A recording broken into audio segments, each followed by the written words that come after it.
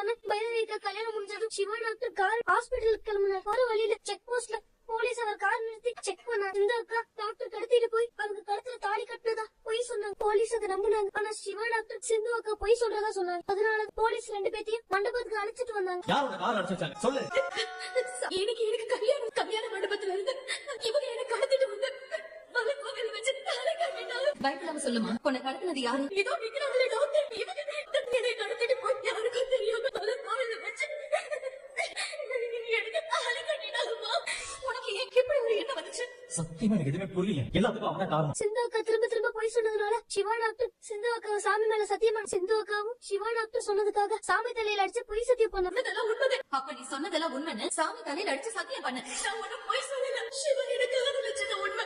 அவங்க எனக்கு I love you message அனுப்புனது உண்மை. அவங்க எனக்கு கடத்திட்டு போய் என் கழுத்துல தாலி கட்டினது உண்மை. இதுதான் உங்களோட புள்ளைய கலசம். அதுக்கப்புறம் கடைசியா டாக்டர் சிவா என்ன கூப்பிட்டு நீதான் சிந்து கூட எப்பவுமே இருப்ப. சிந்து என்ன காதலிச்சது உனக்கு நல்லா தெரியும். நான் அவளை கல்யாணம் முடிக்க மாட்டான்னு சொன்னதும் உனக்கு நல்லாவே தெரியும். அப்படி இருக்கும்போது நான் கடத்திட்டு போய் அவ கழுத்துல தாலி கட்டினதா சிந்து பொய் சொல்றான். அது பொய்ன்னு உனக்கு தெரியும். குழந்தையும் தெய்வமும் ஒண்ணு சாமியா நினைச்சு சிந்து சொல்றது பொய்ன்னு நீ சொன்ன. நான் அவளை காதலிக்கல. அவளே அவளுக்கு நான் தாலி கட்டினதா பொய் சொல்றான்னு எல்லாரும் முன்னாடியே சொல்றேன்னு சிவா டாக்டர் என்கிட்ட சொன்னாரு.